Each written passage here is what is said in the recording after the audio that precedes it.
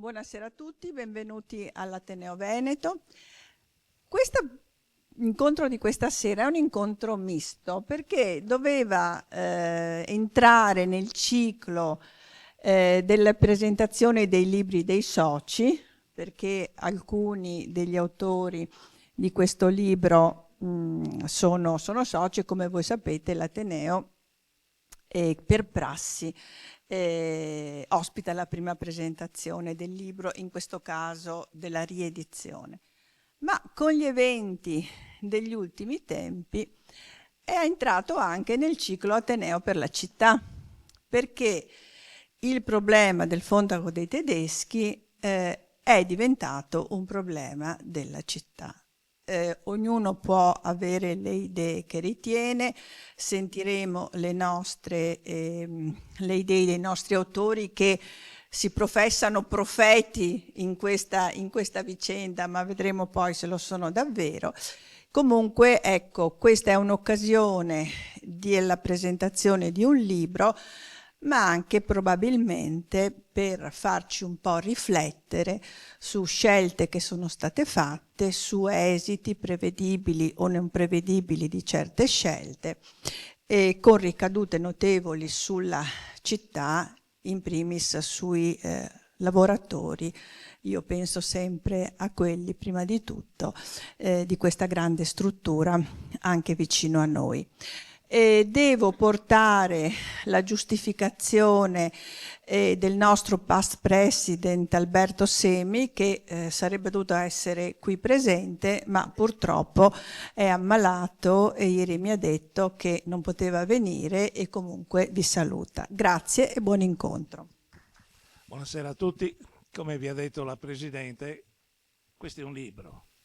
Si parte da un libro, è la riedizione di un libro pubblicato 12 anni fa, intitolato proprio Un altro Fontego.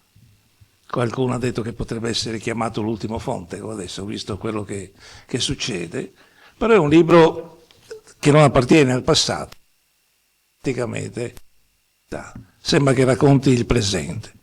Qui ci sono gli autori del libro: Alessandro Bianchini, avvocato, alla mia destra, Mario Coglitore, storico, Giovanni Dalla Costa, architetto, sono alla mia sinistra, e poi due esperti che parleranno di temi sempre legati alla realtà e al libro, che sono, vediamo di non sbagliare, Mauro Baronchelli, che è stato a lungo direttore operativo di Palazzo Grassi, e Luca Crescendi, che è docente a Ca' Foscari di letteratura tedesca, ma non è qui solo perché si parla del Fondaco dei Tedeschi e allora lo hanno no, viene per fare un discorso sulla cultura. In fondo il libro parla soprattutto della cultura. Questo libro ha anche una parte molto importante, introduttiva e conclusiva, dell'urbanista e architetto Vittorio Gregotti, che è venuto a mancare qualche anno fa, ed è importante anche nel titolo del suo capitolo, che dice Venezia città della nuova modernità. Di che cosa vuole parlare questo libro? Vuole intanto fare il libro, alla fin fine è una metafora della Venezia di ieri, ma anche di quella di oggi, di una città dove si fanno solo cose che stupiscono, anche se si sa che sono sbagliate.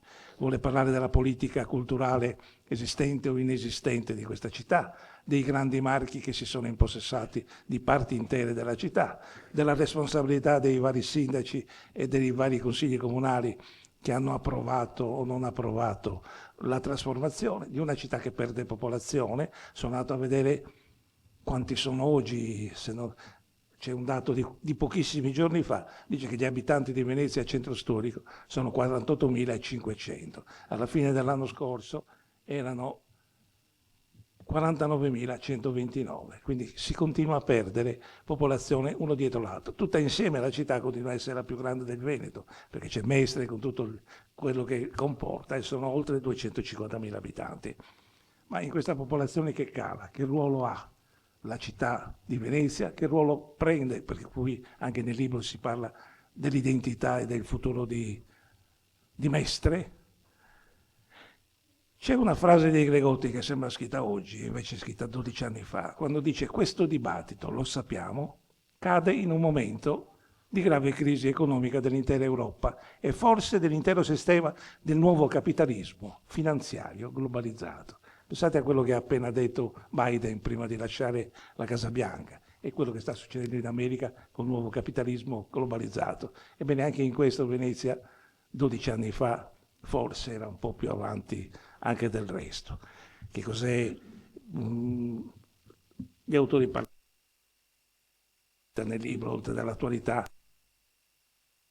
un po' a riepilogare quello che ha scritto Antonio Alberto Semi, che come sapete è uno psicanalista, psichiatra, quindi perché forse anche una città come Venezia, con gli anni che ha bisogno di una cura particolare o di qualcuno che la stia ad ascoltare per capire che cosa vuole. E questo Semi lo ha fatto. Semi parla soprattutto della politica della cultura locale.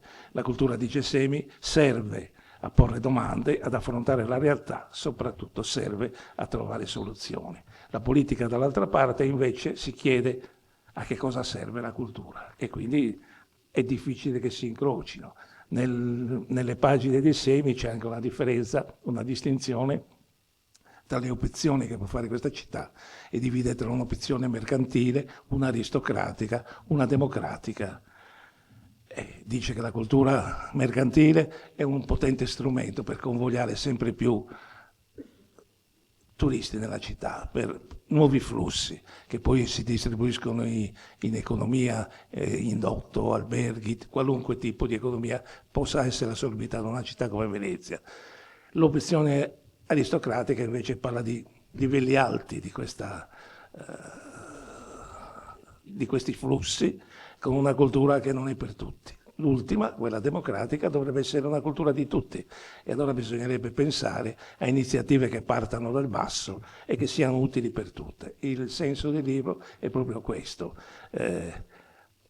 Quello che è successo, quello che sta succedendo è per una città, è per tutti, è per una Venezia città diffusa, come è stato detto più volte, è per una Venezia della Rinascenza, come viene detto nel libro.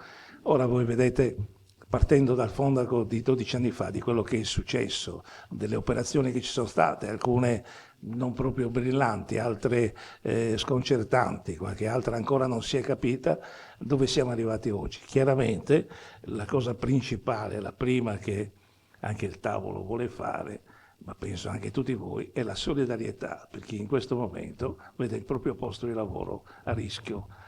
Difficile calcolare che tipo di soluzione ci possa essere. Ora, se persino un centro del lusso in una città come Venezia traballa, è forse il momento, come dice Semi, di fare in modo che la cultura ponga delle domande a tutti. Allora incomincerei con questo dibattito che poi non è soltanto fatto di ognuno che parla e racconta la sua parte, ma anche di domande che per esempio i due super ospiti del tavolo porranno ai vari relatori. Noi partiamo con Coglitore, con lo storico, il quale vi introduce subito nel tema del Fontecò, vi dice che cos'è, che cosa pensa, che cosa è stato e fa capire perché è così importante lì e perché se ne parla sempre. Grazie. Allora, prima di tutto grazie a tutte voi e a tutti voi per essere qui così numerosi stasera e grazie all'Ateneo Veneto per aver ospitato questa iniziativa e alla Presidente, naturalmente, dottoressa Magaraggia. Allora, detto questo, dunque, prima che i miei coautori e i nostri ospiti, naturalmente, entrino nel vivo dei punti cruciali, quindi dei nodi della vicenda di cui ci occuperemo questa sera, quella che vi propongo nei prossimi 5 minuti di orologio davvero è una sintesi, ecco, la chiamerei di immaginazione creativa in forma di introduzione, per così dire, così vi presento lo scenario, vi dipingo lo scenario dentro al quale poi si muovono elementi che metteremo di volta in volta su cui come dire, porteremo l'attenzione di volta in volta questa sera. Allora io vi fornisco volentieri, se mi permettete l'immagine, insomma, in questo senso e simbolicamente, una specie di vecchio abaco per mezzo del quale fare i conti, se possibile, con storia e memoria, sottraendo e aggiungendo, dividendo, moltiplicando. Temo d'altra parte che non riuscirò a fare di più sull'onda della nostalgia con la quale ripenso alle molte ore che ho visto correre nel Fontego, e che mi si ripropongono il più delle volte con un velo di malinconia e perché no anche di, come posso dirvi, centellinato rimpianto, ma questo evidentemente perché sto invecchiando, ecco, penso che sia per quello. Il palazzo, per come l'ho sempre percepito io, quindi vi parlo di percezioni, vi racconto delle sensazioni, ha, o forse dovrei dire meglio, aveva, tra le molte caratteristiche che lo rendono così peculiare nella forma urbis veneziana, quella di fungere da moltiplicatore di sensazioni e incubatore di atmosfere che io ho sempre trovato abbastanza intriganti. Per questo mi piace considerare il Fontego dei Tedeschi un documento più che un monumento. Un documento di pietra che raccoglie le molte grandi e piccole vicende di una città indimenticabile decisamente come la nostra, digerita però dalla voracità onnivora del turismo di massa. Molti testimoni di un'epoca, per esempio, sono ancora incisi sulle colonne e sulle balaustre, di questo si è parlato veramente pochissimo, a partire dal piano terra e su fino all'ultimo, e sono i segni dei mercanti che gli scalpellini del nord Europa venivano appositamente a scalfire per lasciare testimonianza di vestigia che ormai sono decisamente millenarie. Allora vedete come la memoria si aggrappa alla storia e diventa narrazione di persone e di cose. Quindi febbrili giornate di lavoro scandite dal comparire del sole sino al suo tramonto, quando la luce appunto lascia il posto alla notte, e quando ancora non esisteva copertura del palazzo, quindi vi parlo di alcuni secoli fa, e dentro e fuori in qualche modo si mescolavano in ordine naturale delle cose. Si commerciava allora in spezie, stoffe, lame e pietre dure di ogni sorta. Il racconto del Fontego poi prosegue inestinguibile lungo i secoli e quei pavimenti, quegli stessi pavimenti, li ritroverete calpestati da anzimati ufficiali francesi delle dogane, uomini in divisa venuti da Vienna a mantenere l'ordine asburgico e poi ancora, ovviamente, impiegate e impiegati di posta che hanno sciolto lì quotidianamente le loro incombenze lavorative. È un disegno rapido che tratteggio per comunicarvi appunto delle immagini e anche delle sensazioni. Questi corpi che agiscono quindi lungo una linea del tempo frastagliata e composita, che il nostro abaco conteggia con il calibro dei decenni e dei secoli, si muovono, parlano, occupano spazi. Nessuna più o meno accidentale impellenza economica per cercare ossessivi profitti, per dirne una, riesce a cancellarne la presenza che aleggia ancora, o almeno io l'ho sempre sentita, aleggia ancora nel palazzo a saper raccogliere l'eternità di quella presenza, se ci riusciamo. Ora, veniamo a qualcosa di più concreto. Il Fontego è il luogo di attraversamento fisico, questa è un'altra cosa da dire, e di sosta, se la si vuol fare, che corre in due versi distinti, se ci pensate. Allora, si entra e si esce in direzione orizzontale, utilizzando i due varchi oggi esistenti, cioè quello più recente della Salisara del Fontego, che scende dal ponte, e l'antica porta d'accesso in Calle del Fontego, appena svoltate l'angolo a destra. Però si può percorrere l'edificio, questa, come posso chiamarla, occorrenza strutturale che io trovo molto interessante, dal basso verso l'alto, salire, scendere.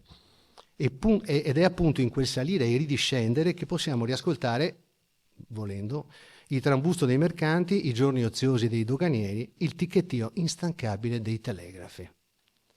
Dentro il Fontego quindi si viaggia a lungo, io ci ho viaggiato a lungo, e il cammino può anche non aver fine. Allora un tale luogo della memoria, che reca con sé la caparbietà di ricordi stratificati in corposi sedimenti storici, andrebbe riconquistato, l'avevamo già detto qualche anno fa, per riappropriarsi di alchimie di conoscenza che oggi propongono orizzonti molto diversi, e di questo dobbiamo essere ben consapevoli. Il Fontego dei Tedeschi tuttavia ci permette di progettare, e in questo io credo molto, ma e anche i miei coautori sicuramente, progettare un rinnovamento del tessuto connettivo stesso della città, perché è questo che manca, ci stiamo perdendo sotto molti punti di vista, non solo quello culturale. Rimodellandone parte appunto del dispositivo culturale, perché esiste in Venezia, dovrebbe esistere un dispositivo culturale, una macchina della cultura per così dire, dispositivo che oggi si è certamente inceppato. allora ne potrebbe uscire quello che chiamerei, con un termine forse leggermente abusato, mi scuserete, un laboratorio permanente della contemporaneità, e non soltanto, declinabile in molte forme naturalmente, che lo mettano a reddito, se volete, e nel medesimo istante però ci consegnino, poi lo capiremo meglio anche dagli altri interventi, valori condivisi, emozioni, tecniche e tecnologie, che è una cosa un po' diversa dalla tecnica, e anche manufatti, quindi io direi in una parola saperi. Quindi il punto di incrocio tra tradizione, innovazione e imprenditorialità possibilmente illuminata, non siamo ingenui, quindi ce lo siamo detti un sacco di volte, lasciando a questa raffinata macchina temporale, fondaco e dunque magazzino per scambiare opportunità, in buona sostanza, che questa macchina dispieghi i suoi effetti nel presente. Ecco, questo sarebbe molto importante, almeno per come la vedo io. Non tanto per raggiungere il futuro, guardate cosa arrivo a dirvi, questo si vedrà, quanto almeno, e sarebbe già un ottimo risultato, per dichiararlo possibile. Grazie. Passo la parola adesso al mio amico Alessandro Bianchini per la sua parte. Grazie e buonasera a tutti. Prendo la parola dopo il suggestivo intervento di Mario Coglietore per affrontare molto più prosaicamente il tema di cosa sia il Fontego in conseguenza delle recenti trasformazioni urbanistiche e quindi in che misura sia o meno ancora a servizio della comunità cittadina come lo fu nei precedenti. Non si sente? Ok. E quindi torniamo quindi per un solo attimo agli anzimati doganieri francesi cui faceva riferimento Mario, per ricordare che dai primi dell'Ottocento e per circa 2 secoli il Fondeco, trasferito da Napoleone al demanio statale, ha avuto una funzione pubblica, trovando in esso sede dapprima l'ufficio delle dogane e successivamente la direzione delle poste e dei telegrafi. Nel 2008, come sappiamo, il gruppo Benetton acquista da Poste Italiane il palazzo, che aveva una destinazione urbanistica ad uso pubblico per 53 milioni di euro. Le Poste chiudono definitivamente i battenti nell'ottobre del 2010 e il Fontego viene quindi abbandonato e privato della sua storica funzione e fruizione pubblica. Il gruppo Benetton, dovendo ottenere il cambio di destinazione d'uso dell'immobile da pubblico a commerciale per il suo progetto di riqualificazione e rifunzionalizzazione dello stesso nell'attuale centro commerciale, avvia una trattativa con il Comune di Venezia.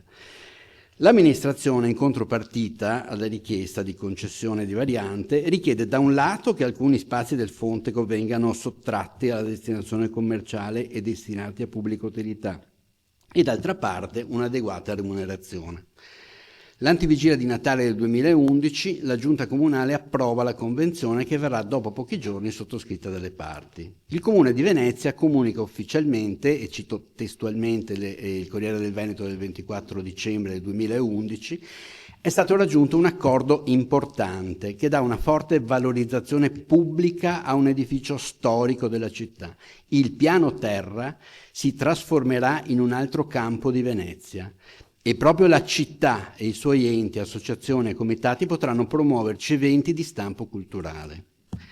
La Convenzione prevede inoltre l'utilizzo dello stesso campiello per ospitare eventi culturali per almeno 10 giorni l'anno. La Convenzione stabilisce anche la disciplina delle modalità di attuazione e di utilizzazione degli spazi, che deve essere rimessa ad un accordo elaborato d'intesa tra le parti a cadenza annuale. Dell'uso del campiello per eventi culturali e dai programmi annuali però non abbiamo rinvenuto traccia. Prendiamo nota quindi che la Convenzione sancisce prima di tutto che il piano terra del Fontego, che tutti abbiamo visto nella sua attuale e concreta funzione, sarebbe divenuto un campo di Venezia, quindi un luogo pubblico fruibile da tutti in ogni momento. Il vincolo convenzionale della funzione pubblica del Fontego non si limita però alla corte interna, ma riguarda anche, e cito anche qui tra virgolette, alcuni locali per una superficie complessiva di circa 200 metri quadrati da destinare a servizi alla persona, ed inoltre, ove sia consentita la realizzazione di un terrazzo in sostituzione della copertura, anche quello spazio dovrà essere ad accesso e ad uso pubblico gratuito, inclusi i percorsi d'accesso. E ancora, ove sia consentita la realizzazione di una sala eventi a livello della copertura del campiello, l'amministrazione comunale potrà fruirne direttamente e gratuitamente per proprie iniziative istituzionali. Quindi le porzioni del Fontego che dal 2011 ad oggi e per il futuro avrebbero dovuto preservare la funzione pubblica dell'immobile sono la corte interna, i locali di 200 metri quadrati da destinare a servizi alla persona e che proprio non esistono, anche perché non è dato capire in nessun modo cosa siano questi servizi alla persona, il terrazzo e la sala eventi. Nessuno dei suddetti luoghi è tuttavia un luogo pubblico nella sua corretta accezione, bensì a tutto concedere uno spazio privato aperto al pubblico. La distinzione infatti tra luogo pubblico e luogo aperto al pubblico è essenziale. Il luogo pubblico è lo spazio al quale può accedere chiunque senza alcuna particolare formalità, essendo quello pubblico appunto il suo scopo e il suo utilizzo. Luogo aperto al pubblico è invece uno spazio in cui chiunque può accedere ma limitatamente ed in conformità a regole stabilite dal proprietario con riferimento ad esempio alle modalità ed agli orari di accesso. In conclusione possiamo quindi affermare che a oggi il Fontego non è un luogo pubblico, non è uno spazio di incontro e nemmeno una risorsa per la comunità, essendo nella sua totalità esclusivamente un grande magazzino del lusso all'interno del quale in questi giorni si sta vivendo la situazione di drammatica tensione che ben conosciamo. Peraltro, data l'attuale generalizzata situazione di difficoltà del settore dei marchi di lusso e di tutto il retail, un riutilizzo equivalente del palazzo non è di certa ed immediata attuabilità, con la concreta possibilità che in questa prospettiva il palazzo resti buio e deserto, come è successo al vicino e storico grande magazzino rimasto chiuso per più di 6 anni. In conclusione, il futuro del Fontego, strettamente legato al suo secolare rapporto con la città, richiede un auspicabile e concreto intervento dell'attuale proprietà. È auspicabile la riconsiderazione del quadro economico alla luce delle circostanze attuali e l'avvio di un dialogo costruttivo con l'amministrazione, la città, l'università e le sue istituzioni, tra le quali l'Ateneo Veneto. Un tale confronto potrebbe portare ad immaginare un nuovo e diverso utilizzo del palazzo, capace di rendere giustizia alla sua storia e così evitando che diventi l'ennesima ferita nel panorama urbano e civile della nostra città. Vi ringrazio e passo la parola a Giovanni Dalla Costa.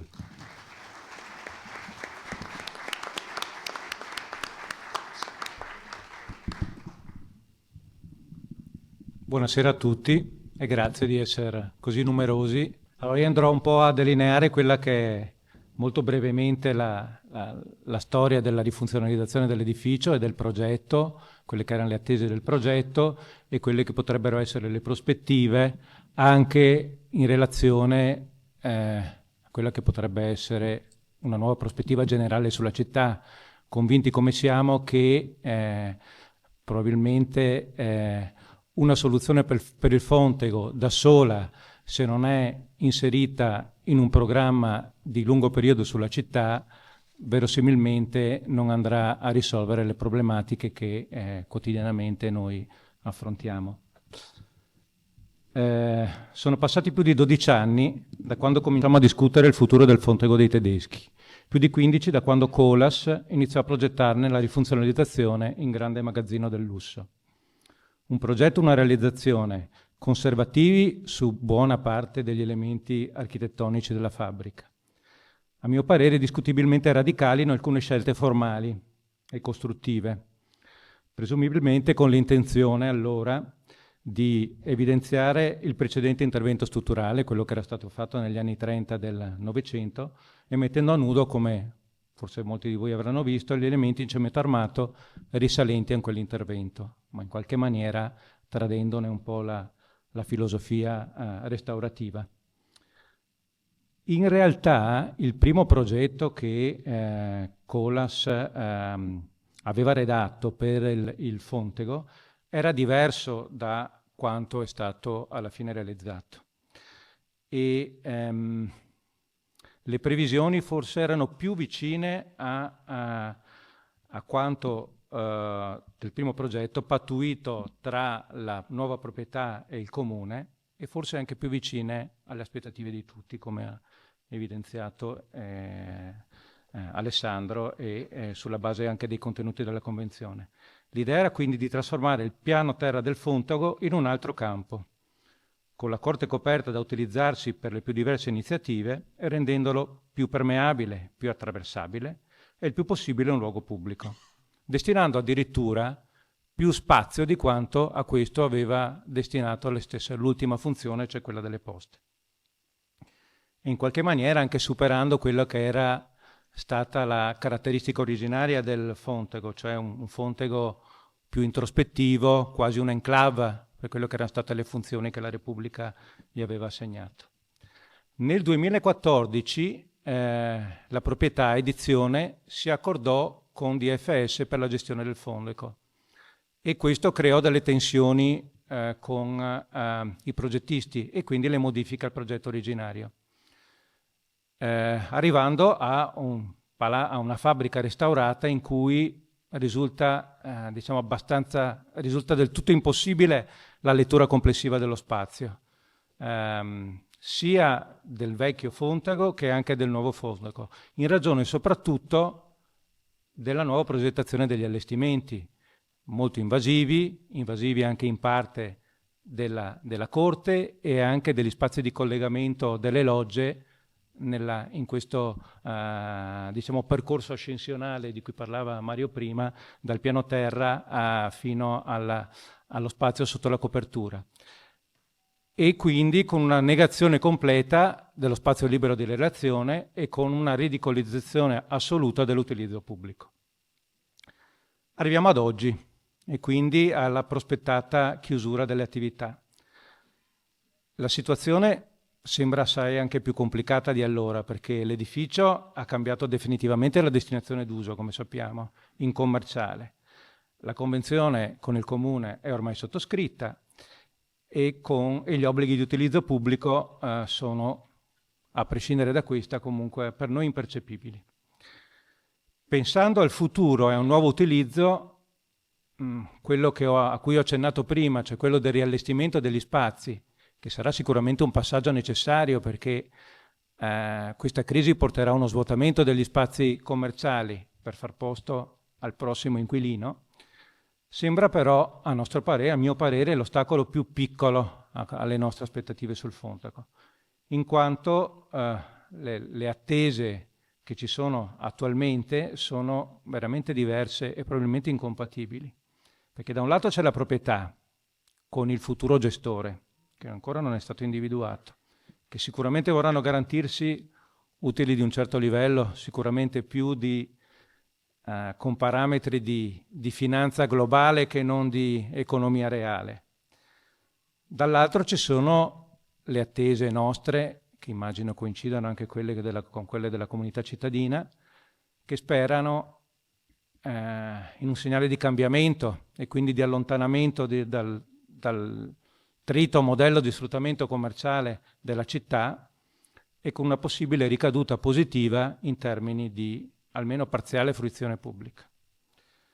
Ma fintanto che a Venezia si continuerà a prediligere un ruolo da città vetrina, la situazione del nuovo Fontego, per come è nata, rischia verosimilmente di rimanere bloccata per diverso tempo, considerando la crisi generalizzata già accennata del comparto del lusso e comunque il fatto che probabilmente si intraprenderà la via già percorsa proprio per le stesse ragioni a cui ho accennato. Se invece si cominciasse a strutturare una differente idea di città, verosimilmente per il Fontego, come per molti altri luoghi, si potrebbe aprire un destino diverso. Quindi una città non più occupata ossessivamente a vendere e a trarre profitto dalla sua immagine, ma piuttosto a tutelare e valorizzare le sue caratteristiche uniche, con creativa operatività, recuperando così quello spirito che nel tempo ha prodotto quell'immagine. Quindi una città che oltre a tutelare i suoi beni culturali e ambientali sappia produrre beni di qualità, materiali e immateriali, e anche commercializzarli, perché no? Che sappia attirare e incentivare l'ingresso e la permanenza di altre economie, oltre a quella turistica, l'ingresso e la permanenza di soggetti attivi nella produzione, nella ricerca, nella cultura, start-up nei più diversi campi, scienze, arti e mestieri. Ci sono già in città, lo sappiamo tutti, molti soggetti che si occupano da molto tempo, da più breve tempo, di tali attività e che testimoniano questo desiderio di realizzare per la città un destino diverso. Ma queste attività vanno sicuramente incoraggiate e soprattutto vanno create le condizioni affinché tali iniziative si moltiplichino e si consolidino le reti tra operatori, oltre che le esperienze e i saperi. Ci sarebbe infine bisogno di un programma politico-amministrativo di medio-lungo periodo in questo senso, che individui questo obiettivo sostenibile e condiviso, un programma capace di indirizzare e gestire senza squilibri lo sviluppo del territorio e delle comunità, a cui riferire tutte le politiche metropolitane. È in grado anche di attrarre con ogni tipo di incentivo, fiscale, ma anche si è parlato anche di città a statuto speciale, e c'è stata anche per moltissimi anni una legge speciale, iniziative compatibili con una città nuovamente vivibile. In tal modo si determinerebbe anche un nuovo indotto occupazionale e di residenzialità, rimettendo in moto la catena dei servizi alla persona e alle imprese e facendo rivivere il tessuto cittadino, finalmente. La città ha, e questo Gregotti ne parla, vi invito a andare a leggerlo quel saggio di Gregotti, anche perché avendolo conosciuto, avendone parlato molto spesso, e chi ha letto qualcosa di Gregotti lo sa, ha una particolare attenzione al lessico e alla precisione dei vocaboli, per cui accennerò a qualche piccolo argomento, ma sarebbe bene andarlo a leggere perché è un testo attualissimo.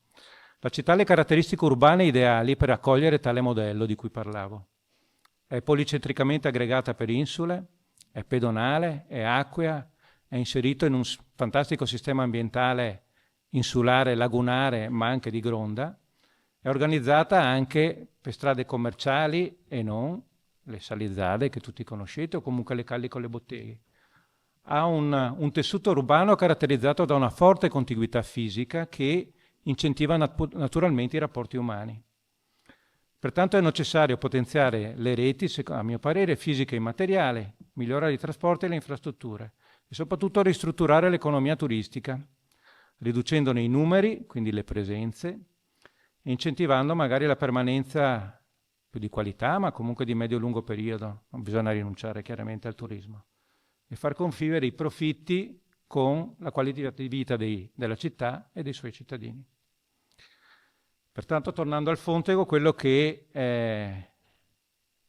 ha un forte carico simbolico rispetto ai destini della città a questo punto, ciò che desideriamo è un Fondaco che lavora e produce, ma attraversabile, vivibile, aperto e conoscibile, capace anche di mostrare e valorizzare le sue storie e i numerosi segni di cui parlava Mario, testimonianza sia di passaggi epocali, ma anche di microstorie, per trasmetterne appunto i fondanti valori collettivi.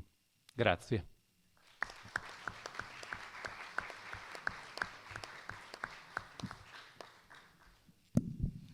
Allora avete sentito la prima parte, dopo, nella quale per esempio Coglietore ha usato suggestivamente 4 termini per descrivere entrare, sostare, salire e scendere, che è un po' la metafora di quello che è accaduto al Fondaco, da centro commerciale a Napoleone che lo blocca, al Regno che ne fa le poste, alla Repubblica che ne fa le poste italiane, per il ritorno a centro commerciale del lusso.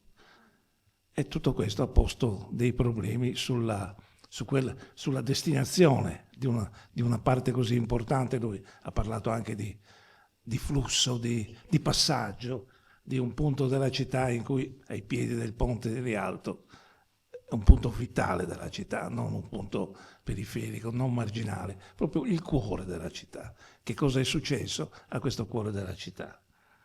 Dall'altra parte, Bianchini è andato sul problema, la parola pubblico. Dice, questo era un posto pubblico, la Convenzione garantiva spazi pubblici, voi li avete mai visti? Perché? È vero che siamo in un tempo in cui la parola pubblico tende a scomparire. Prima avevamo la pubblica istruzione, adesso si chiama solo istruzione. Poi avevamo la sanità pubblica, adesso si chiama locale. Cioè, forse fa paura la parola pubblico, non lo so. Però da qualche parte il dibattito ritorna, non solo perché lo pone l'avvocato Bianchini, ma anche Dalla Costa porta il problema del pubblico, dice deve essere uno spazio pubblico, deve avere una risposta pubblica, deve avere una risposta della politica, perché è la sola che può dare una risposta seria a questa città. Contemporaneamente Dalla Costa pone il problema di un'altra idea di città. E allora che cosa viene fuori? E quindi su questo discorso di altra idea di città, di risposta che deve essere politica, di cultura, passo la parola al professor Crescenti, il quale mi diceva che voleva porre un problema. Venezia è la città più letteraria al mondo, eppure è anche la sola città che non ha uno spazio letterario della cultura. Com'è possibile? Cioè, tutti parlano di Venezia, tutti la raccontano, passiamo da... È vero che è una città ingrata questa, ha scritto anche Maurizio Crovato oggi. Tutto il mondo ha le statue di Marco Polo, qui non ce n'era neanche una. Forse la faranno. Tutto il mondo si prepara a celebrare Casanova, noi abbiamo una targhetta da qualche parte. È una città che no...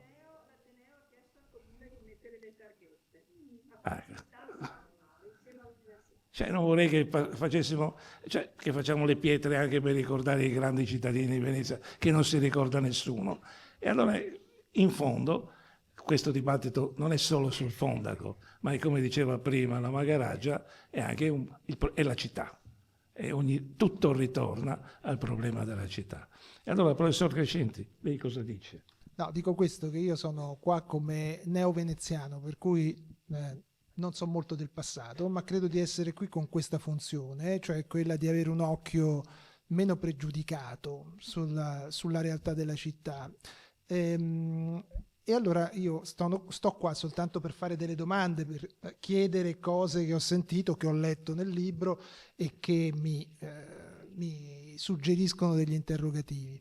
Però questa cosa che dico per prima è vera, me l'ha raccontato, io dirigo un ente pubblico di ricerca a Roma e abbiamo un ufficio legale e la nostra direttrice dell'ufficio legale è veneziana. E quindi mi raccontava che era tornato a Venezia per la Biennale ed era in fila per i biglietti e un signore della nostra età più o meno, quindi insomma 50-60, si era avvicinato chiedendo a che ora chiude Venezia? E lei ha detto, non so, l'Arsenale credo alle 8. No, Venezia, a che ora chiude Venezia? Cioè la percezione di questo signore, evidentemente sufficientemente colto da essere interessato alle attività della Biennale, era che Venezia a un certo punto chiude la sala cinesca e chiude come un negozio. Questa cosa è già inquietante. Ancora più inquietante è il nome dell'architetto che ha riprogettato il Fondaco, perché Michael Kohlhaas, con un H di più, è un pericolosissimo bandito di un famosissimo racconto tedesco di Heinrich von Kleist, e quindi uno può pensare che questo sia un discendente, però questo lo lascio aperto, c'è un H di meno. Adesso passo alle domande, però, che sono la parte seria. E le domande sono queste. Mi viene il dubbio che il Fondaco sia diventato una specie di caso limite e anche di punto di rottura della logica per cui Venezia deve diventare una città esclusivamente turistica commerciale. Cioè, a un certo punto si è creato un luogo in cui questa logica palesemente ha fallito. Ma ha fallito finanziariamente e ha fallito anche come progetto. Per cui mi viene da chiedere, e forse lo chiedo introduttivamente, è realmente il caso limite che dimostra l'imperseguibilità oltre un certo confine della logica massimo profitto dall'attrazione turistica? Questa è la mia prima domanda. A questa è collegata un'altra, cioè quella della pubblica utilità, che è stata posta da Bianchini. Pubblica utilità e profitto si possono coniugare, sono compatibili. Possiamo anche chiederci, non è forse un connubio necessario che un posto, perché possa svolgere un'attività commerciale, sia anche pubblico, cioè sia un luogo di transito, un luogo di passaggio, come del resto si dice anche in un bel capitolo di questo libro. E allora bisogna chiedersi come può scaturire il profitto dal luogo pubblico. Venezia è un luogo pubblico, una città che evidentemente produce profitto. Perché non fare del Fontego, invece di un caso limite e fallimentare, un caso esemplare e moderato perché pensato della coniugazione pubblico-profitto? In che senso dico moderato? Nel senso che Venezia, come dire, come città, ai miei occhi, che forse non sono i vostri occhi evidentemente, però si è evoluta in una città, come dire, in cui c'è un quotidiano arrembaggio che non è in nessun modo moderato e controllato. Se ci fosse un polmone all'interno della città in cui invece questa stessa logica identica, luogo pubblico coniugato col commercio e col profitto, venisse moderato dal pensiero, cioè da un progetto, da una pianificazione razionale di questo connubio, forse potrebbe cambiare qualcosa anche, diciamo, nei suoi effetti con tutto l'ambiente circostante.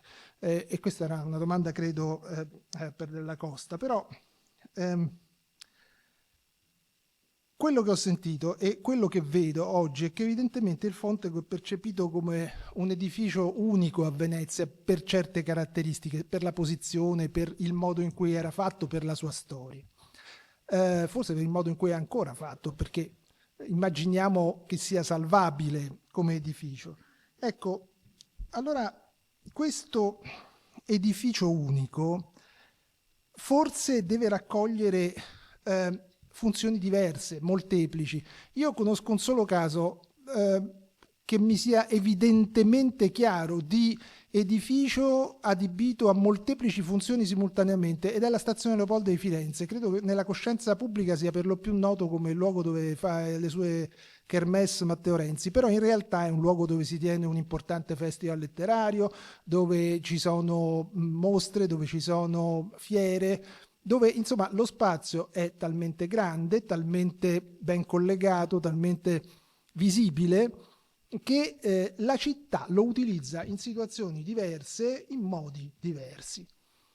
Perché immaginare un uso unico del Fontego dei Tedeschi? Cioè, io ho la sensazione che si pensi... Io al Fontego dei Tedeschi ci andavo a telefonare. 40 anni fa, quando stavo a Venezia, io andavo a telefonare perché c'erano i telefoni pubblici sotto. Però forse era ancora meno visibile di adesso. Adesso credo che all'epoca gli uffici non fossero minimamente pubblici. Allora, diciamo così, c'è stato questo passaggio traumatico a un edificio esclusivamente commerciale fallito. Cerchiamo di pensare un uso diverso e profittevole, proprio perché può coniugare usi e funzioni diverse. Credo che Venezia ne abbia bisogno e possa essere una soluzione pensabile. Dopodiché ho finito le idee per le domande e basta. No.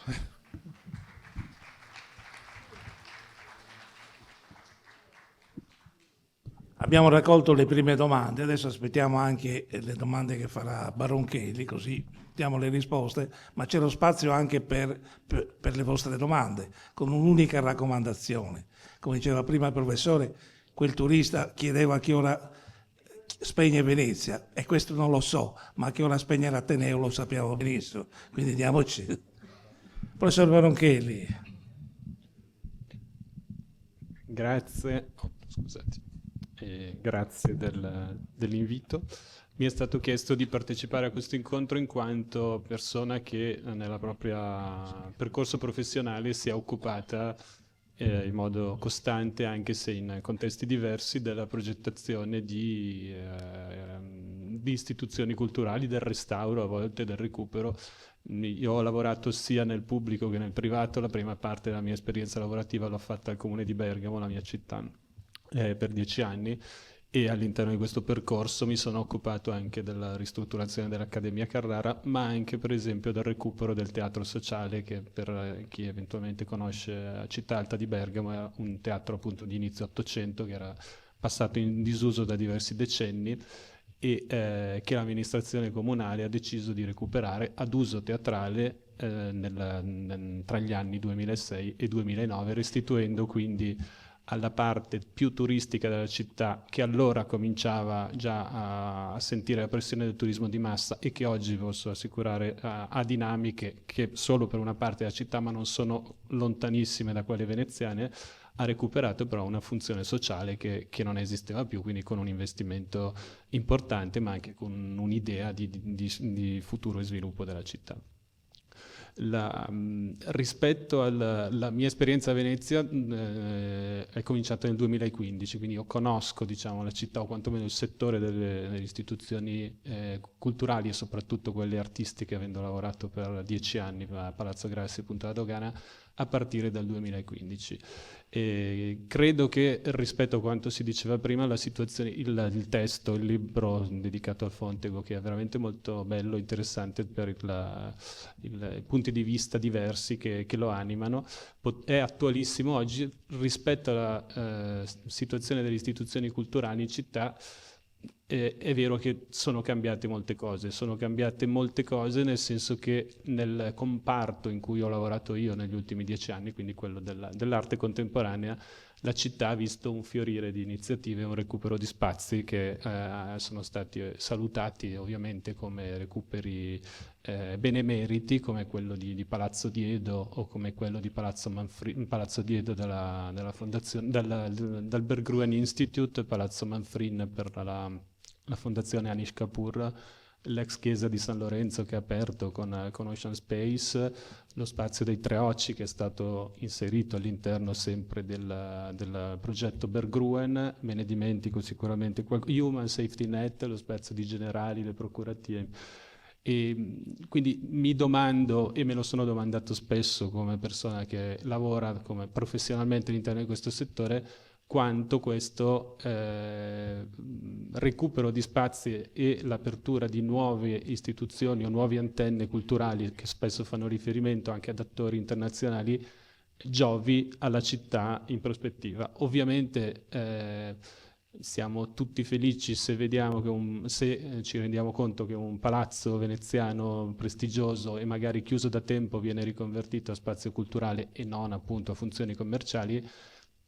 Mi chiedo, ma è una domanda che, ripeto, mi sono fatto come persona che lavora nel settore e che ha lavorato affinché questo pubblico venisse in città e venisse numeroso, quanto però questa prospettiva nel medio-lungo periodo possa giovare alla città, o se almeno si sia arrivati da quel punto di vista alla saturazione e si debba invece pensare a funzioni culturali diverse per altri spazi della città.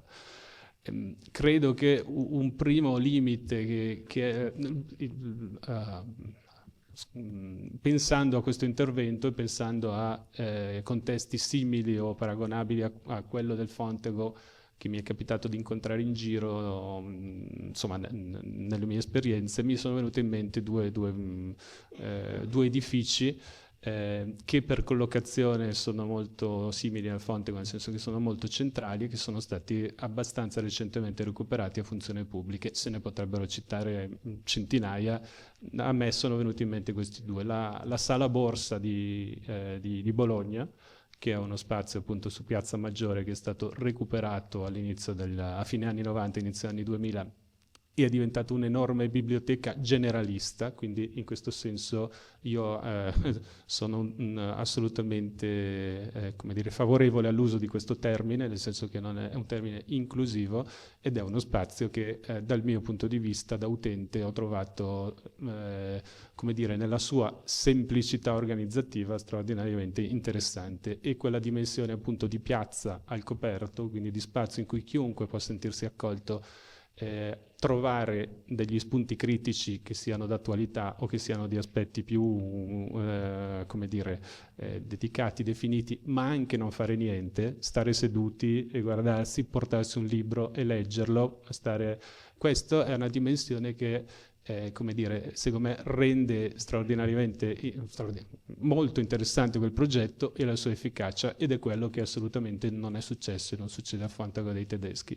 Io ci sono andato in questi giorni in attesa di questo incontro, c'ero andato all'inaugurazione, non ci ho più messo piede, e nella mia geografia degli spazi della città per me quello spazio non esiste, nel senso che è qualcosa che mi disturba e mi porta, come dire, ad allontanarmi, non a attraversarlo per curiosità, e non credo di essere l'unico che ha questa sensazione.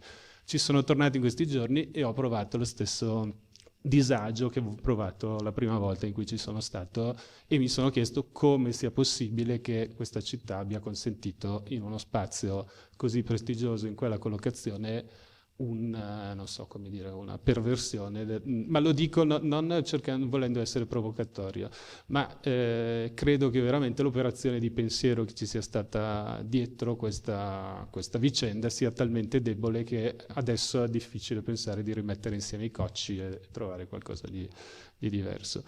In questo senso l'intervento anche di Alessandro Bianchini, scusate, mi è sembrato particolarmente illuminante, avendo lavorato per 10 anni in un ente locale, il Comune di Bergamo, quindi vedere una convenzione su un progetto così cruciale per la città, scritta in maniera così come dire, approssimativa ed evidentemente legata alla possibilità di arrivare ad un accordo, di poterlo comunicare come risultato ottenuto politicamente, ma senza alcuna possibilità che questa convenzione si concretizzasse, perché è evidente che questo dimostra, e questa è forse una domanda che mi piacerebbe fare ai relatori che conoscono molto meglio di me la città e il suo contesto. Mi chiedo come sia stato possibile anche che sia avvenuto questo in un momento in cui che io vivo e frequento la città, ovviamente c'è un'amministrazione di un certo tipo che sicuramente non si è distinta per l'investimento sulla cultura, ovviamente, quindi ha fatto delle scelte che conosciamo tutti, e che quindi sono molto, come dire, la connotano in un certo modo. Mi chiedo come sia stato possibile che anche invece amministrazioni precedenti che avevano potenzialmente sensibilità e competenze diverse siano riuscite o non siano riuscite a, come dire, estrarre nulla di meglio di quello che è successo. Sì, credo per il momento.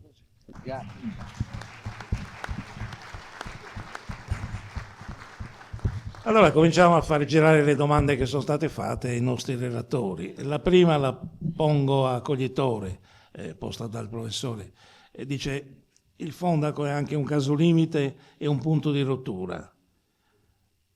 È una logica commerciale che qui ha fallito, si chiede, ma c'è un confine, che mi pare il senso principale della domanda, tra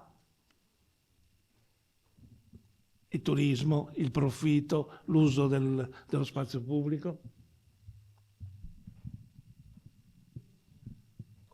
Coglietore. Prego.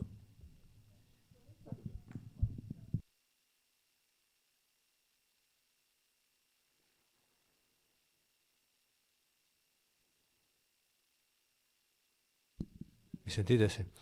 Io non so se sarò in grado di dare una risposta, anche perché ho un approccio, come dire, decisamente tardo-romantico sul Fontego dei Tedeschi, perché sono stato l'ultimo a uscire e perché l'ho vissuto da vuoto o da quasi vuoto, e quindi ricordo benissimo tutte le volte in cui salivo ai piani perché potevo farlo e passeggiavo e poi mi affacciavo sul Canal Grande, sensazioni irripetibili naturalmente, quindi io faccio fatica a entrare, ci sono entrato per una questione di lavoro 3-4 anni fa e poi adesso tiro dritto. Il che ho capito, però voglio dire, siccome me lo ricordo così, queste foto le ho scattate io moltissimi anni fa, allora mi viene difficile, no, non considerarlo un posto così che è diventato un posto pieno di luci con vetrine impossibili e non so, un negozio altrettanto impossibili. Addirittura, questo sì che però ve lo dico, ma potete constatarlo, ci sono i segni dei mercanti, non solo nessuno ne sa niente, ma sono anche coperti perché ci mettono stoffe o altre cose che vorrebbero essere una specie di tentativo di abbellirlo, robe dell'altro mondo. Vabbè, adesso non entro nel dettaglio, se poi mi faccio prendere dal nervosismo. Allora, il confine è stato ampiamente travalicato, tra l'altro non è neanche, se posso dire una cosa anche a lei, non è neanche tanto una questione di turismo, perché non so neanche se ci entrano, forse non ci entrano, non credo, perché poi quello che viene venduto, tra l'altro, come dire, partiva dalla famosa idea del turismo di lusso, no? che quindi come lei quello che trova dentro non è fare un giro in un centro commerciale anche come dire particolarmente impreziosito, no? Si tratta di entrare dentro e trovare cose che io francamente non, cioè con l'impossibilità, per esempio, visto che c'erano quelle orrende vetrine per metterci occhiali piuttosto che scarpe, di impedirmi a che la faccio. Che la faccio è fondamentale, che voi salite. Adesso scusate se mi ripeto, voglio dire, è un'immagine questa. Voi salite e rivedete tutto il fonte con tutto quello che è successo, se lo sapete, anche questo andrebbe comunicato, perché è un problema di cultura e di saperi, perché questa storia va comunicata e questo fa, e questo chiama anche turismo, chiama anche persone che ci possono entrare e come vanno. Le chiedo scusa, forse un po' azzardato, come vanno a una mostra di arte contemporanea? Voglio dire, c'è un percorso e solo il percorso dei mercanti, dei segni dei mercanti, potrei dimostrarglielo fisicamente portandola, sarebbe sufficiente per dare l'idea di un'entrata, di un salire e di uno scendere in modo intelligente, acquisendo pezzi di storia e di quella storia che è anche storia della città, quindi è anche storia di tutti noi. Dunque l'incontro è questo, la famosa piazza mancata o il campiello come e che Alessandro rievocava è una cosa molto interessante, cioè il fatto che non sia arrivata questa idea, no, significa che non c'è cultura condivisa su questo. Questo è il problema, è tutto molto semplice, cioè dopo dentro ci facciano quello che credono, nel senso Alberto Semi, che saluto anche se non è qui con noi questa sera, l'ha detto chiaramente, insomma, e ce lo siamo detti più volte durante i nostri incontri. Noi ci vediamo non molto spesso, ma quando ci vediamo come parliamo noi quattro, intendo anche di queste cose qua. L'ho detto molto chiaramente, il problema è di capire che cos'è la cultura, che cosa intendiamo per cultura e poi tentare di costruirci all'interno le esperienze più varie che vanno dalle start-up alla pasticceria. Scusate che io ce l'ho con i ristoranti senza offesa, a me piace la pasticceria, cioè dentro il fonte, secondo me ci va una pasticceria, appunto. Magari si fanno anche un po' di che non lo so, però la pasticceria mi dà un'idea, mangiare un pezzo di Sacher dentro al fonte, ecco, per me sarebbe una cosa, prima di morire mi piacerebbe farlo, per dire. Che cosa vuol dire? Che io entro, sosto, mi siedo, parlo, vado su, scendo, entro, prendo contatti con una startup, vedo un negozio di X o Y, non lo so perché non me ne intendo.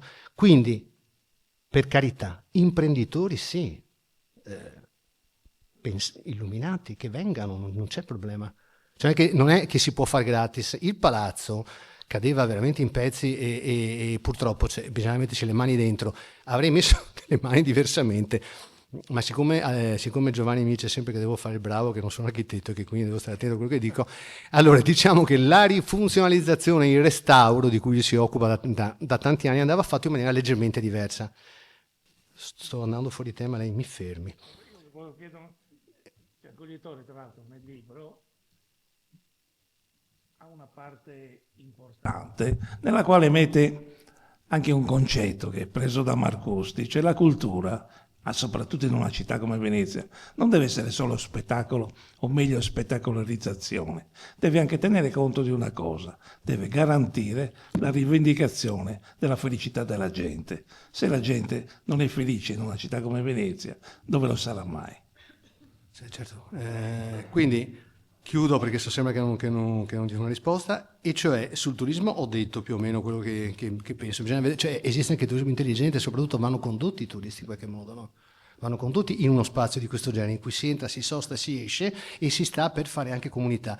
Il profitto c'è e si può farlo saltare fuori tranquillamente. Direi che non dovrebbe essere, ma sto dicendo veramente una banalità, non dovrebbe essere ciò che porta, voglio dire, ma ciò che aiuta a far sì che il palazzo viva. Cioè, quindi anche l'investimento, anche del privato, perché no? Il ruolo dell'amministrazione pubblica in questo senso è fondamentale. Non c'è stato prima, non c'è stato adesso, speriamo che trovino il modo di pensarci, E poi uso dello spazio pubblico, naturalmente. Puoi fare profitto con la startup o con il negozio dite voi, artigianato, quello che credete, voglio dire, qui su questo non sono molto ferrato, devo ammetterlo, però contemporaneamente mi fate utilizzare anche lo spazio pubblico. Diceva il dottor Baronchelli prima, mi ha letto nel pensiero, la sala borsa di Bologna, no? ma magari, adesso io sono anni che manco, giuro che vado a farmi un giro, cioè è una biblioteca generalista, ha detto lei, giusto, se non sbaglio, quella è proprio la piazza al coperto, e la piazza al coperto ce l'abbiamo perché da che hanno fatto la copertura, e adesso c'è ancora naturalmente con in più una terrazza più allargata, più ampia, quindi anche meglio, se vogliamo, in un certo senso. Avrei lasciato tutto così io naturalmente, però siccome Giovanni mi dice che bisogna aprirsi, allora hanno fatto un restauro bene, c'è la terrazza nuova, ottimo, dopodiché è una piazza al coperto, posso star seduto, leggere un libro, trovare l'introvabile, mangiare la sacra famosa, oppure semplicemente fare un giro, no? Come i passaggi di Parigi di Walter Benjamin e di lontanissima memoria. Diceva bene il professor Crescenzi, edificio unico con molteplici funzioni contemporaneamente, sì, così, edificio unico con molteplici funzioni contemporaneamente, assolutamente. E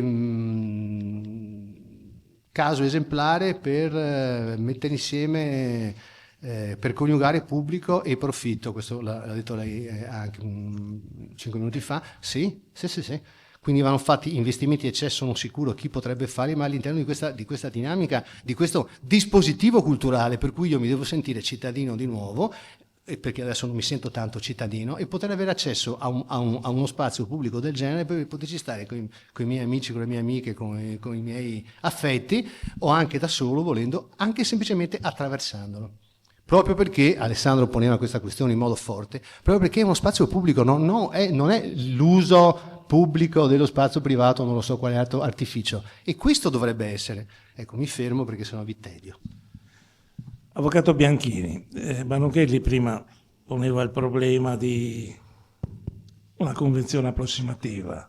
Come è stata possibile? Allo stesso tempo Crescenti aveva il dilemma: si può fare profitto, ma contemporaneamente si può fare l'interesse della comunità. Sì, appunto, volevo tornare sulla domanda del professor Crescenzi, che era quella di dire il Fondaco è un caso limite, e la risposta dal mio punto di vista è sì, nel senso che noi a occhi chiusi l'avevamo definita la soluzione, che la proprietà per gestire questo spazio aveva trovato la soluzione più semplice e più fallimentare, e infatti questo è stato.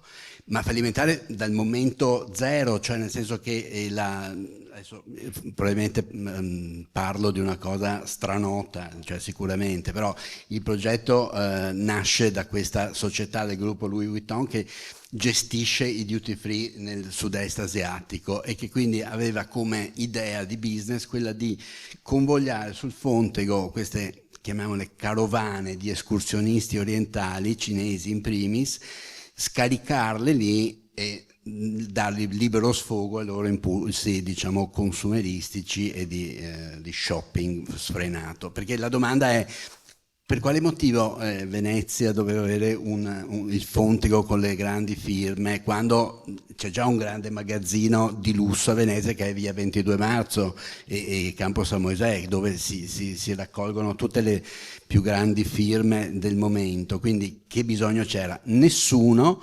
salvo quello di alimentare questo progetto, che, attenzione, prevedeva tra le altre all'inizio la creazione di un pontile dove far attraccare dei gran turismo attaccato al ponte di Rialto, quindi con tutti i problemi di viabilità, permesso che peraltro non è mai stato dato, e che quindi ha impedito dall'inizio lo sviluppo di questa cosa, tant'è che in 10 anni hanno maturato una perdita di 100 milioni sul punto, quindi voglio dire, cioè un disastro clamoroso. Quindi sì, è sicuramente un caso limite, è un caso che mi auguro la stessa proprietà non voglia replicare, stante che comunque attualmente il settore specifico è attraversato da una grave crisi, e quindi dubitiamo che ci possa essere un nuovo imprenditore del settore o una cordata di imprenditori che rilevi l'azienda, insomma, ecco.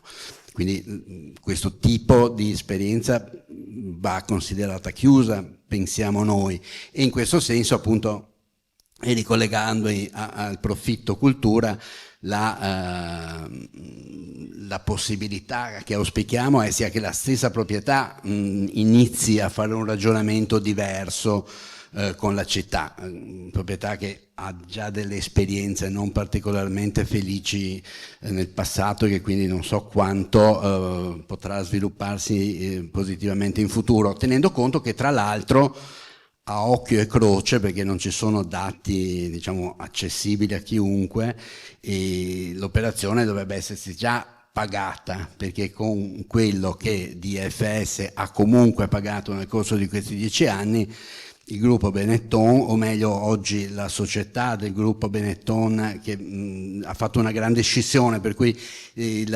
Edizione Property, che era l'iniziale acquirente dell'immobile, oggi a seguito di una serie di scissioni è diventata una società più piccola, che appartiene a un ramo della famiglia Benetton, che quindi è quello che si occuperà della gestione futura della cosa, ma che, ripeto, ha già recuperato tutto l'investimento. E ricordo anche che i 6 milioni di euro che sono stati dell'estensione, se lo sono ripagati al massimo in 6 mesi, cioè, quindi voglio dire, no, a proposito di congruità del prezzo, sul quale peraltro non c'è mai stata nessun tipo di coda, perché tutti gli esposti che sono stati fatti a Corte dei Conti o in sede amministrativa hanno avuto esito negativo, perché il prezzo è stato, almeno ufficialmente, ritenuto, cioè ufficialmente da quello che risulta dalle carte, insomma, ritenuto congruo. Quindi a maggior ragione, in funzione anche di questa quadratura delle cifre, profitto e cultura potrebbero quantomeno coesistere in maniera dignitosa, se ci fosse la disponibilità un po' da parte di tutti, in particolare la proprietà, di iniziare questo percorso. Per quanto riguarda la convenzione, perché sia stata scritta così, è una gran bella domanda, cioè non credo che ci sia un motivo. Il motivo è probabilmente che la questione è stata negoziata a livello politico tra l'amministrazione e la proprietà, e poi demandata nella redazione così agli esecutori materiali di questa cosa, che hanno evidentemente trascurato di farla in maniera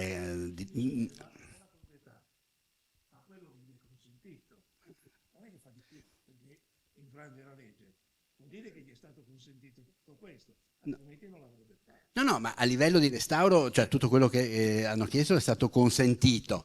Il vincolo era nell'interesse del comune, ecco, diciamo la colpa, al di là della convenzione approssimativa, diciamo così, per usare un eufemismo, è stato quello di non vigilare. Per esempio la convenzione prevedeva che ci fosse ciclicamente una pattuizione sui termini e le modalità di uso di questi spazi, ma non è mai stato fatto niente, cioè non è mai cioè, adesso, detta tra noi, al piano terra c'è un bar con in mezzo un bancone, e che adesso si lamenta la proprietà, giustamente dal suo punto di vista, di aver speso 2 milioni di euro e avere 25 dipendenti che ci lavorano.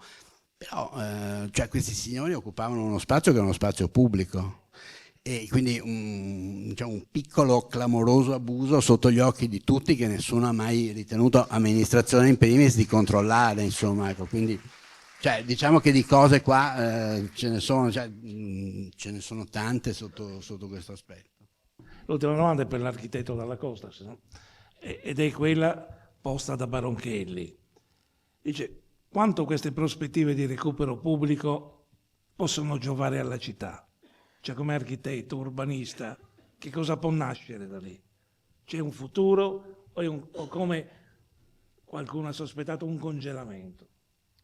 Il congelamento c'è se andiamo a considerare un po' i soggetti che ci sono in campo. Chiaramente il nostro auspicio è un altro. L'ho detto prima, il Fontego è un edificio iconico. Sinceramente, per quanto io sia uno sfegatato ottimista di natura, e sono sempre stato ottimista anche sui destini di questa città, per quanto il mio ottimismo negli ultimi anni comincia un po' a cedere, sinceramente, forse vuol dire che ho superato i 50 anni e comincio, non so, o a essere saggio o semplicemente essere un po' scoraggiato.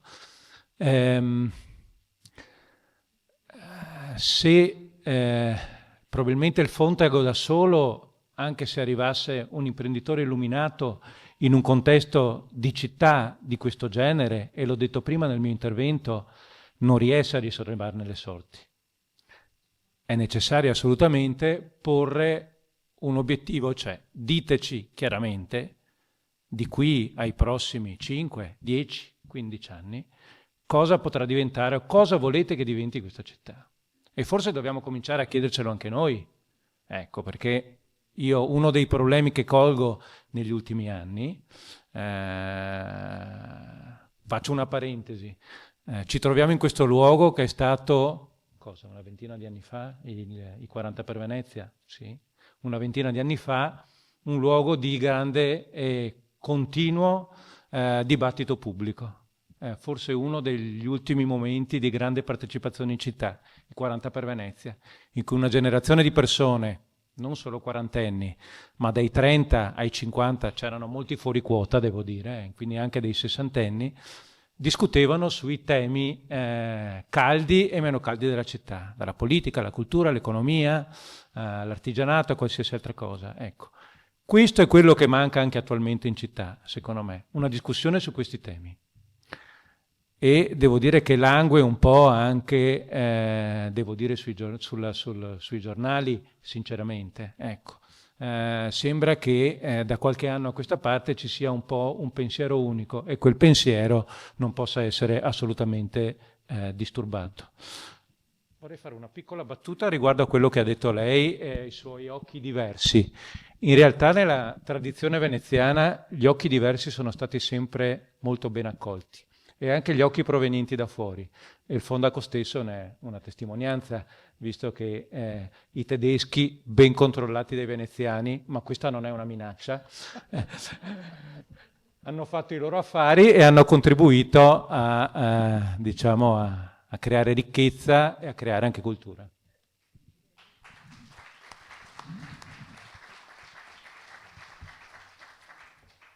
Adesso possiamo ascoltare le domande del pubblico e i relatori, sempre con la famosa indicazione che a un certo punto bisogna chiudere. Prego. Prima c'era la signora che voleva parlare da prima.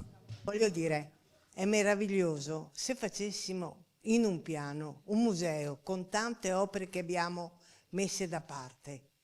È una cosa, mi sembra, abbastanza facile da fare. Dopo... Allora, signora, le rispondo. Da un lato la sua proposta è suggestiva, penso all'ASAC e a molte opere che l'ASAC ha, non esposte, non solo opere, l'ASAC è l'Archivio Storico delle Arti Contemporanee, per cui ci sono opere, provenienti da ogni ambito. Ma l'ha già detto Baronchelli prima e ha posto la questione. Devo dire che più di consumo culturale in questa città c'è bisogno di produzione culturale, secondo me.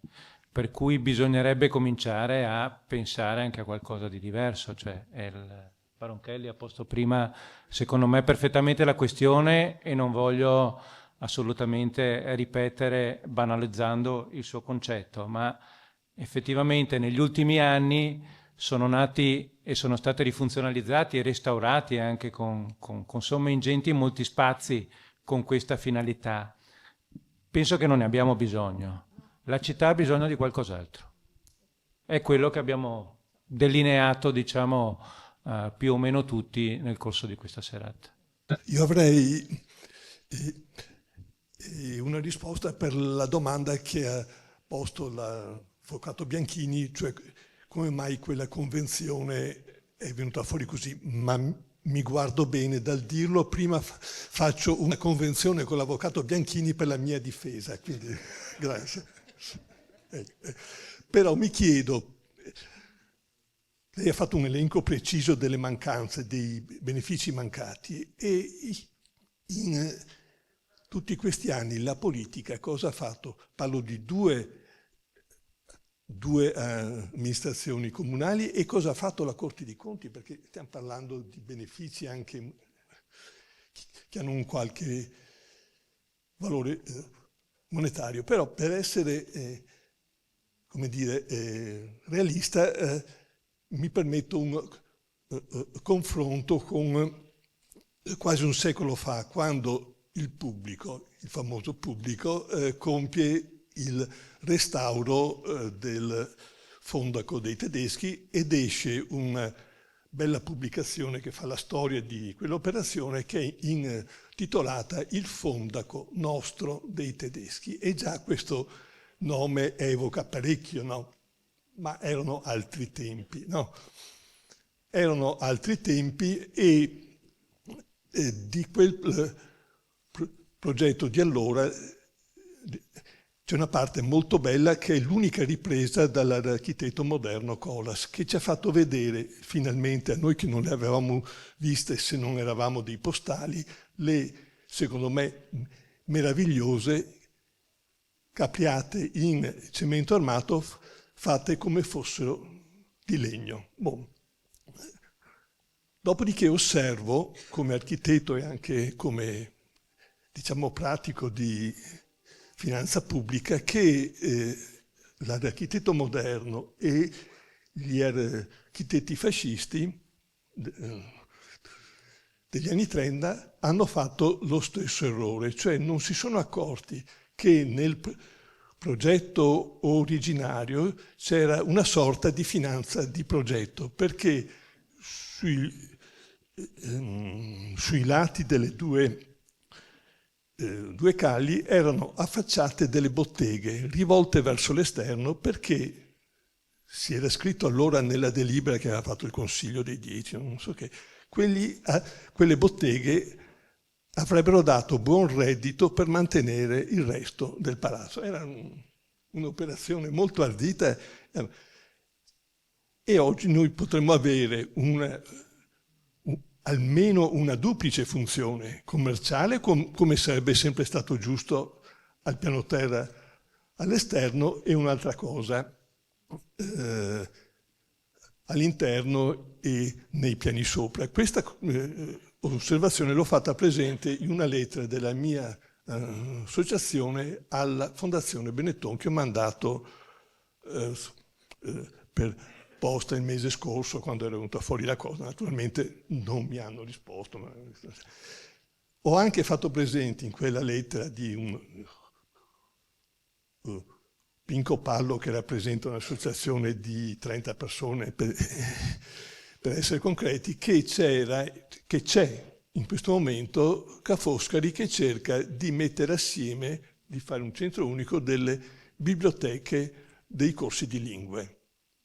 Secondo me ci potrebbe anche stare questo, però voglio dire, magari ci fosse una prossima iniziativa dell'Ateneo Veneto con una sedia in più per la Fondazione Benetton, questo è il suggerimento.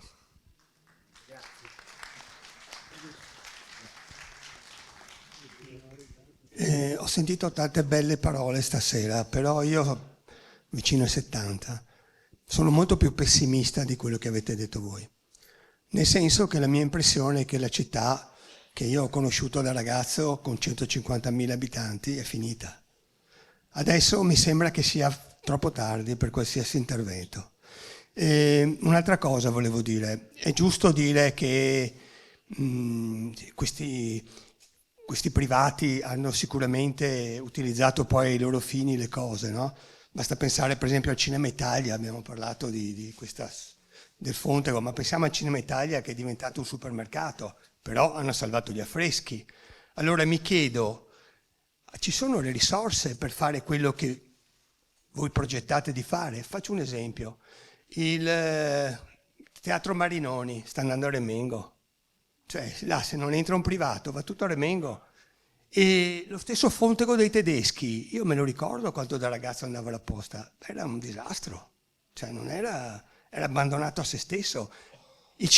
Un'altra cosa terribile è il San Marco, il Cinema San Marco. È stato demolito completamente, non si sa neanche dove siano finiti gli affreschi che c'erano, i mosaici, non mi ricordo.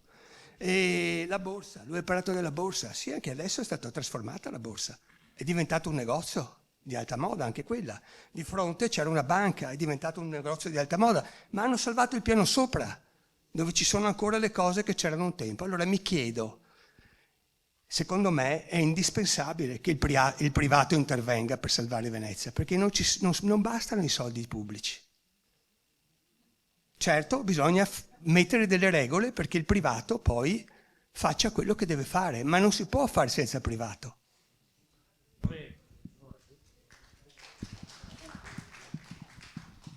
Allora, mi scusi, io ho detto 2 volte imprenditorialità illuminata e il messaggio mi pareva chiaro. Cioè, nel senso, è evidente che va bene che investano. No, a lei ha fatto un'altra domanda, mi scusi, dov'è? Non lo so, ma ci sono sicuramente. Lei ha detto l'intervento del privato, assolutamente sì. Certo, che vengono a investire per mettere a posto, siamo assolutamente tutti d'accordo su questo, completamente. Certo, ma loro vogliono anche guadagnare, non c'è niente da Che fare. discorso? E chi glielo impedisce? E chi glielo impedisce? Il problema è semplicemente quello di fare un ragionamento che forse non è stato fatto in modo coerente. Che se devi trasformarlo in un Luna Park, allora anche no, dal mio punto di vista. Guardi che lei mi sta veramente dicendo delle cose che non ho detto. Io non ho mai detto. No, sto dicendo le mie sto non dicendo. ho nessuna intenzione che Venezia diventi un Luna Park. No, A ve lo sto Venezia dicendo. da 70 anni. Assolutamente, sono d'accordo Ok? con lei. Sto subendola come tutti. Era per dirle che sono d'accordo con lei, non solo, e ben vengano, e speriamo che ci siano imprenditori che vogliono investire, perché diversamente da così non si farà molto, voglio dire, non si può pretendere l'intervento pubblico tout court. Quindi Lei ha fatto la domanda, le è stata data una risposta, tra l'altro l'ha frainteso perché Dalla Costa dice esattamente quello che ha detto lei, aggiungendo però che nessun imprenditore fa il mecenate, viene per fare il mecenate ma anche i suoi affari. Se conciliano con la realtà nella quale si esprime va bene, altrimenti viene rimandato a casa.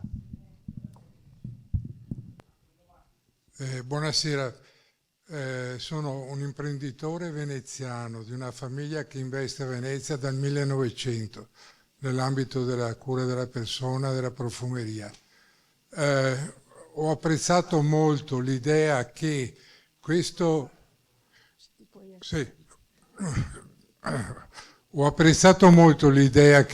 progetto debba essere un progetto produttivo, nel senso che a Venezia abbiamo talmente tanta cultura, e questo di stasera è un esempio, che riproporre cultura ai veneziani mi pare una cosa che non sia utile, perché già ce n'è abbastanza. Mi pare che una operazione come quella del Fondaco, che, come dite voi, è stata molto criticata, oggi ovviamente con la fine che ha fatto riceve ancora più critiche, e questo purtroppo lo condivido. Però Venezia è un polo di attrazione tale per cui gli imprenditori illuminati li può trovare. Basta che ci sia una entità veneziana che sia in grado di attrarli, okay? E che si faccia di questo Fondaco un esempio a livello mondiale di attrazione della produttività innovativa, della produttività che abbiamo qua a Venezia con un artigianato di altissimo livello, okay? E che diventi un po' una vetrina mondiale. Faccio riferimento a Homo Faber, che è stato un esempio di eccellenza in questo ambito e che potrebbe essere una soluzione. Purtroppo a Venezia si critica molto, ma ci sono poche idee che possano essere poi messe in pratica. Questo è un esempio, quello del Fondaco, di un fallimento che potrebbe senz'altro diventare un qualcosa di, attraverso una collaborazione, perché Benetton, al di là del fatto che ne ha combinati di tutti i colori, perché ricordo che oltre al Fondaco c'è anche l'esempio del teatro ridotto.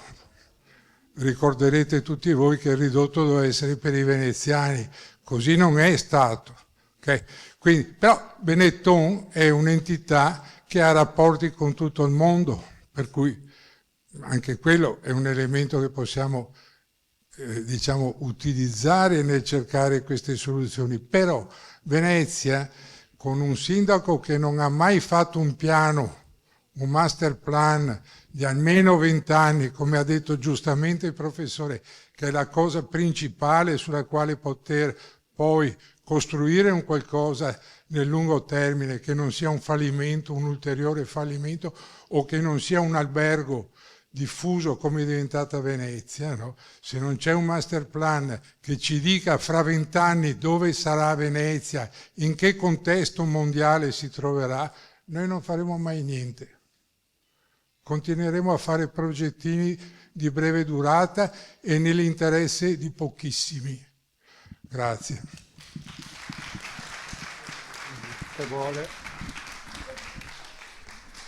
Devo dire che non ho molto da aggiungere a quello che ha detto, perché si trova allineato assolutamente con le nostre posizioni. Magari una piccola riflessione la farei su questa cosa che ha detto alla fine. Abbiamo passato decenni, ma parlo forse almeno la mia generazione di architetti, e ce n'è qualcuno anche qua in sala, è cresciuta architettura e ha tanta pianificazione. Stiamo attraversando un periodo in cui la pianificazione non esiste più. Abbiamo dei piani regolatori che sono vecchi di 40-50 anni e la pianificazione si fa per nuove opere o ristrutturazioni o restauri successivi, senza avere sott'occhio il quadro complessivo, e questo trovo che sia forse uno dei problemi. E devo dire che non è una dimenticanza, secondo me. Probabilmente questo dà la possibilità anche di portare avanti altre finalità.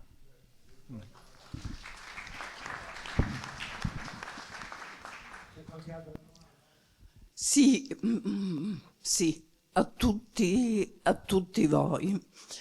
Io mi candido molto volentieri a mangiare la seconda fetta di Sacher insieme a Coglitore, però vorrei sapere come facciamo, e lo chiedo a tutti quanti, perché per evitare di parlare tra un po' di tempo, tra un po' di anni, di una perdita, esattamente come stiamo facendo ora, rispetto al pubblico e al privato. È un pubblico che sappiamo bene arretra perché è in difficoltà, perché a NASPA sappiamo che sicuramente il pubblico deve trovare degli equilibri con i privati, ma ci sono degli strumenti. Quello che ha detto Bianchini e che io in parte non sapevo, mi è sembrato un quadro lucidissimo di come i progetti possono passare tra le maglie del pubblico e uscire da un'altra parte. Per cui come si fa a realizzare un pezzo di un sistema città, che è un sistema che deve avere un senso, ma non per questo essere tutto uguale, perché sarà sicuramente diverso. Però come si fa a ottenere questo? Che strumenti ci sono? Ci mettiamo tutti noi intorno al Fontego e facciamo una specie di girotondo, catena, non lo so. Allora, premesso che mi aggiungo anch'io volentieri alla torta, direi che l'unico modo per raggiungere l'obiettivo è la partecipazione e la comunicazione, quello che sostanzialmente stiamo facendo qui oggi. Il problema è che stiamo facendo qui oggi e fuori da queste mura è difficile forse trovare qualcun altro, nel senso che è la città che è disgregata e che, come diceva il signore prima, che a 70 anni ormai ha capito che qua non si fa più niente, no? Nel senso che è una posizione che può essere comprensibile per quanto ci si speri sempre, ma è la partecipazione. Quindi speriamo per esempio che l'auspicio anche di prima, che una prossima riunione qui all'Ateneo possa essere seduta anche la proprietà del Fontego, potrebbe essere un inizio, un dialogo, cioè bisogna tenere aperti i canali, è l'unico modo per poter sperare di fare qualcosa, perché a livello, diciamo, pratico non possiamo incidere in nessun modo. Se non ci sono altre domande direi che possiamo anche chiudere con una battuta, perché il signore prima parlava di piani regolatori, perché non si fanno? Perché ci sono i condoni, non servono i piani regolatori.